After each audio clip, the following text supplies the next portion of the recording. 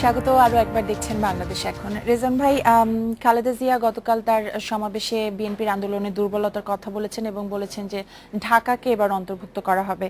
তো ঢাকায় আসলে যাদের নিয়ে তিনি আন্দোলন মূলত করতে পারেন সেটা একটা হলো ছাত্রদল। ছাত্রদল নতুন কমিটি হয়েছে, তারা নিজেদের পদ নিয়ে তারা যেভাবে কাড়াকাড়ি করছে, তারা আসলে সরকারকে পদ থেকে সরাতে কতটা পারবে বলে আপনার মনে হয়? এটি আমি আমি বলতে চাই না। ছাত্র দলের কমিটি নিয়ে যে গোলযোগ বেঁধেছে তাতে যারা মানে কমিটিতে যারা স্থান পায়নি তাদের আন্দোলন আমরা দেখেছি ঢাকায়। তাদের নেতারাই বলছেন যে যাদের নিয়ে কমিটি করা হয়েছে তারা তাদের দিয়ে আন্দোলন তো দূরের কথা, সংগঠন চালানোই সম্ভব হবে না। এটি কিন্তু ছাত্র দলের নেতারাই বলছেন। আপনি ছাত্র দলে পরে আসেন, ঢাকা মহানগর বিএনপির যে কমিটি গঠন করা হয়েছিল, সাবেক মেয়র মির্জা আব্বাস এবং হাবিবুন নবী সোহেল মূলত তারাই একজন আহ্বায়ক, একজন সদস্য সচিব। এই কমিটিকে দায়িত্ব দেওয়া হয়েছিল 3 মাসের মধ্যে সকল ওয়ার্ডে ওয়ার্ডে সম্মেলন করে কমিটি গঠন করা।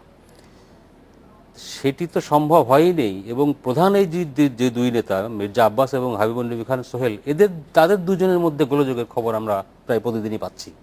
তো এইরকম একটি মহানগর কমিটি দিয়ে যারা নিজেদের অন্তর্দ্বন্দ্বে জর্জরিত, যারা একজনের সঙ্গে আরেকজনের তেমন সম্পর্ক নেই, একজন আরেকজনকে দেখতে পারেন না, একজন আরেকজনের অফিসে তালা মেরে দেন অফিস রুমে, তো তাদেরকে দিয়ে আমি কি করে আন্দোলন হবে সেটা আমি বুঝতে পারি না। আর ছাত্রদল বিএনপির সবসময় আন্দোলনের একটা বড় শক্তি ছিল ছাত্রদল। এই ছাত্রদলকে নিয়ে এখন যা হচ্ছে তাতে করে তারাও এই আন্দোলনে কোনো ধরনের কোনো ইনপুট দিতে পারবে বলে আমার অন্তত মনে হচ্ছে না। জি মঞ্জু ভাই, আপনি কি মনে করেন? আমার একই রকম রাজা ভাইয়ের সাথে একমত পোষণ করে আমি যুক্ত করতে চাই। কেন এমন হলো? এই যে গণতান্ত্রিক আন্দোলনের নেতৃত্ব দিবে যারা, গণতন্ত্রের জন্য আন্দোলনকে সফলতার দ্বারে নিয়ে যাবে যারা, সেই সংগঠনের মধ্যে তো গণতন্ত্র থাকতে হবে। আমি 3টি কমিটির কথা বলি। একটি হচ্ছে শ্রমিক দলের কমিটি ঘোষণা করা হয়েছে, ঢাকা মহানগর বিএনপির কমিটি ঘোষণা করা হয়েছে এবং ছাত্র দলের কমিটি ঘোষণা করা হয়েছে। ছাত্র দলের কমিটি আমরা জানি এই বিএনপির পুরো পলিটিক্সটাই এমনভাবে চলে। একসময় আমরা সম্মেলনের কথা শুনতাম, পাশাপাশি আমি অন্য দলের কথাও বলি, যে ধরেন ছাত্রলীগ একটি বড় সংগঠন, তাদেরও কমিটি হয়, অন্তত একটি কাউন্সিল তো হয়, কাউন্সিলররা আসে, তারপরে সকলে মিলে বলে যে কেন্দ্রীয় নেতৃবৃন্দ সিদ্ধান্ত নেবে বা সাবজেক্ট কমিটি দেবে। শেষ পর্যন্ত সিদ্ধান্তটা যদিও এক জায়গা থেকে আসে। ছাত্র দলের কমিটিতে আমরা দেখলাম যে এটা একটা প্রাইভেট কোম্পানির মতো করে, যেমন আমার কর্মচারীর তালিকা ঘোষণা করে দেওয়া হয়, সাটিয়ে দেওয়া হয় দেয়ালে, তেমনি ভাবে পত্রিকায় একটা প্রেস রিলিজ দিয়ে বলা হলো অমুকে প্রেসিডেন্ট, অমুকে সেক্রেটারি, এটি কমিটি। একটি ছাত্র সংগঠন এবং অভিযোগ যেটা রাজাভাই বললেন যে তাদের যারা কমিটিতে স্থান পায়নি তারাই বলছেন তারা অছাত্র, তারাই বলছেন তারা অকর্মণ্য, তারাই বলছেন তারা অযোগ্য। তার মানে হচ্ছে ছাত্র সংগঠনগুলোর নেতৃত্ব কারা দেওয়ার কথা? শিক্ষা প্রতিষ্ঠানে যারা ছাত্র আন্দোলনের মূল লক্ষ্য কি ছিল? শিক্ষার অধিকার নিয়ে আন্দোলন করা। আজকে আমাদের দুটি সমস্যা, আমি কেবলমাত্র রাজনৈতিক দলগুলোকে দোষ দেব তেমন না। রাজনৈতিক দলগুলো আজকে অবস্থার পরিস্থিতির শিকার। আজকে কোনো শিক্ষা প্রতিষ্ঠানে ছাত্র সংসদের কোনো নির্বাচন হয় না অনেক বছর। আজকে ছাত্র সংসদগুলো যদি সক্রিয় থাকতো তাহলে কিন্তু ছাত্রলীগ বলেন, ছাত্র দল বলেন, সকলেই কিন্তু ছাত্রদের নিয়েই তাদের কমিটি গঠন করতে। ফলে এই জায়গায় আমি মনে করি আমি এখানে একটা প্রসঙ্গ যোগ করতে চাই। আপনি বলছিলেন বিএনপির কথাটা, এখানে জাতীয় পার্টির একটা বিষয় চলে আসে।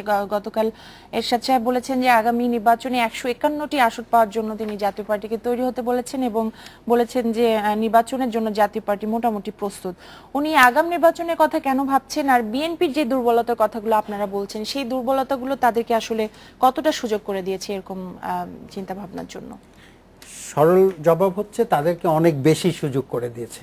বাস্তবতা হচ্ছে বাংলাদেশের প্রথম দ্বিতীয়কে এটা তর্কের ব্যাপার, আওয়ামী লীগ বিএনপির পরে তৃতীয় বৃহত্তম রাজনৈতিক দল ছিল জাতীয় পার্টি।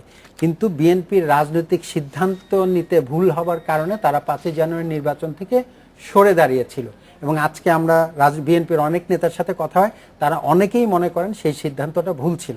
সেটা তাদের রাজনৈতিক আলোচনার ব্যাপার। কিন্তু জাতীয় সংসদে আজকে বিরোধী দলীয় নেতা রওশন এরশাদ, বিরোধী দল হচ্ছে জাতীয় পার্টি, তারাও ক্ষমতায় ছিল 9 বছর। জাতীয় পার্টিকে মোটেই ছোট সংগঠন ভাববার কোনো সুযোগ নাই। এবং আপনি জানেন 1990 সালে যখন তীব্র গণ আন্দোলনের মধ্য দিয়ে যেই দলটিকে সরিয়ে দেওয়া হয়েছিল সেই সময় কিন্তু প্রায় 30টির মতো আসন তারা পেয়েছিল। ফলে এখনো তারা তাদের অবস্থান ধরে রাখতে পেরেছে। জি। বিএনপি যেভাবে একের পর এক তাদের সাংগঠনিক দুর্বলতা, সিদ্ধান্তহীনতা, কর্মীদের মধ্যে হতাশা, এর মধ্য দিয়ে জাতীয় পার্টির সুযোগ এসছে তারা নিজেদেরকে আবার সংগঠিত করবার, সেই ক্ষেত্রে চেষ্টা- হয়তো বিভিন্ন দল, জি। কিছু আমি বিএনপি, একটু- কিছু আওয়ামী লীগের হতাশ কর্মীরা মিলিত হয়ে হয়তো বাংলাদেশের দ্বিতীয় বৃহত্তম বা যদি সক্রিয় হয় প্রথম বৃহত্তম রাজনৈতিক দলের দিকে তারা এগিয়ে যেতে পারবে। এগিয়ে যেতে কিন্তু পারে। রেজাউল সেখানেও ভাই, তাদের অনেক আপনার কাছে সিদ্ধান্তহীনতা। আমার এই একই প্রশ্ন যে এরকম যেটাকে বলা হচ্ছে দুর্বল বিরোধী দল জাতীয় পার্টিকে, তারপর বিএনপির এভাবে প্রভাব অনেকটা কমে যাওয়া রাজনীতিতে, এটা আসলে সরকারের অগণতান্ত্রিক হয়ে ওঠার কোনো সম্ভাবনা তৈরি করে কিনা? এটি সবসময় থাকে এই সম্ভাবনা। কোনো যদি শক্তিশালী বিরোধী দল না থাকে তাতে সরকারের স্বৈরাচারী হয়ে ওঠার প্রবল সম্ভাবনা থাকে। এবং এখন অনেকেই এই অভিযোগ করছেনও যে যেহেতু দেশে বিএনপি একটি শক্তিশালী দল বটে, কিন্তু তারা সেই শক্তি দেখাতে পারছে দেখাতে না। পারছে না, জি। আর জাতীয় পার্টি আসলে জাতীয় পার্টিকে কোনো শক্তিশালী, বর্তমানে তারা সংসদে বিরোধী দল, এটা সত্য কথা, কিন্তু আসলে তাদের কথাবার্তা থেকেই তো বোঝা যায় যে বিশেষ করে রওশন এরশাদ পরশুদিনের অনুষ্ঠানে যেভাবে বলেন বা সংসদে যে বক্তব্য রাখেন, সরকার সমর্থক বিরোধী দল, এটা আমাদের বলতে কোনো দ্বিধা নেই। তো এই ধরনের যদি বিরোধী দলের কোনো শক্তি না থাকে দেশে, তাহলে সরকার কিন্তু স্বৈরাচারী হয়ে উঠতে পারে। তবে আমার কেন জানি মনে হয়, এই আলোচনাটা আমি বহু আগে শুনেছিলাম যে বাংলাদেশে গত ধরেন 91 সাল থেকেও না, তারও আগে থেকে, এরশাদের আমল থেকেই আওয়ামী লীগ এবং বিএনপির মধ্যে যে ধরনের বিরোধ, এবং এই বিরোধ তো দিন দিন প্রকট হচ্ছে। কেউ একদিন বলেছিলেন যে কোনো একটি দলকে এই সিন দৃশ্যপট থেকে বিদায় নিতে হবে, তাহলেই বাংলাদেশে শান্তি আসবে। কিভাবে সেটা? সেটি হচ্ছে, হয় আওয়ামী লীগ ভালোভাবে থাকবে, বিএনপি থাকবে না, অথবা বিএনপি ভালোভাবে থাকবে, আওয়ামী লীগ থাকবে না। এইরকম একটি পরিণতি বরণ না করা পর্যন্ত বাংলাদেশে এই দ্বন্দ্ব, সংঘাত, মারামারি, হানাহানি, কাটাকাটি চলতে থাকবে। কিন্তু সহাবস্থান এটা কি সম্ভব না? সহাবস্থান কোনোভাবেই সম্ভব না, সেটি আজকে প্রধানমন্ত্রীর বক্তব্য থেকে পরিষ্কার। তিনি বলেছেন, যারা খুনি, যারা আমাকে হত্যা করতে চেয়েছিল 21শে আগস্টের গ্রেনেড হামলার মাধ্যমে, যারা আমার পিতার খুনিকে পুরস্কৃত করেছে, জি। তাদের সঙ্গে কিসের সংলাপ, তিনি পরিষ্কার করে বলেছেন। এবং আমি মনে করি যে অতীতে যে ধরনের ঘটনাগুলি ঘটেছে, বঙ্গবন্ধু হত্যার পর থেকে এই গ্রেনেড হামলা পর্যন্ত, তাতে করে এই দুই দলের মধ্যে সমঝোতা, সংলাপ, সহ অবস্থান কোনোভাবে সম্ভব না। আপনিও কি তাই মনে করেন? আমি ঠিক অতটা হতাশা ব্যক্ত করতে চাই না। প্রধানমন্ত্রীর আমি মনে করি- বক্তব্য- না, আমি বক্তব্য থেকেই আপনার পরিষ্কার ব্যাখ্যা আমার ঠিক ধারণা। আছে, পরিষ্কার, কিন্তু আমার বিশ্লেষণটা এরকম, সহাবস্থান তো করছে। তারা কি বাংলাদেশের নাগরিক না? তারা কি বাংলাদেশের নিবন্ধিত রাজনৈতিক দল না? তারা কি বাংলাদেশের অন্যতম বৃহৎ রাজনৈতিক দল হিসেবে তাদের তৎপরতা চালাচ্ছে না? চালাচ্ছে। এখন সহাবস্থান বলতে যদি আমি বুঝি যে তাদের সংসদেই থাকতে হবে, তাদের সরকারেই থাকতে হবে, তাহলে সেটা সম্ভব না। সমঝোতার কথা বলছি আমি সমঝোতা বলতে যেটা বুঝি, একটি গণতান্ত্রিক বাংলাদেশে তাদের সিদ্ধান্তহীনতার, সিদ্ধান্তে ভুলের কারণে তারা সংসদে নেই, কিন্তু আমি এটা নিশ্চিত করে বলতে পারি, আমি এখন বিএনপি সাংগঠনিক অব্যবস্থাপনা, দুর্বলতার কারণে যতটা দুর্বল, বেগম খালেদা জিয়া যেভাবে অন্তত গত কয়েক মাসে তাদের যে শান্তিপূর্ণ কর্মসূচি, যদি এই জনসংযোগ অব্যাহত রাখেন এবং ক্রমান্বয়ে যদি আওয়ামী লীগ ওভার কনফিডেন্সে না ভোগেন, আমরা লক্ষ্য করে থাকবো যে গত 10 মাসে আওয়ামী লীগের কিন্তু বিএনপিকে কোনো কারণে বেকায়দায় ফেলতে হয়নি। আওয়ামী লীগের মন্ত্রী অথবা নেতারা এমন সময় এক এক কাজ করেছেন বা কথা বলেছেন জি, বলে সেটাতে নিজেদেরকে বেকায়দায় ফেলেছেন। এইরকম ওভার কনফিডেন্সে না ভুগলে পরে যদি বিএনপি জনগণের মধ্যে এক ধরনের জনগণের দাবি নিয়ে রাষ্ট্রবিরোধী জনগণ বিরোধী কর্মসূচি না নিয়ে জনসম্পৃক্ত আন্দোলন করতে পারে, তাহলে তারা আবার সামনের দিকে এগিয়ে আসবে।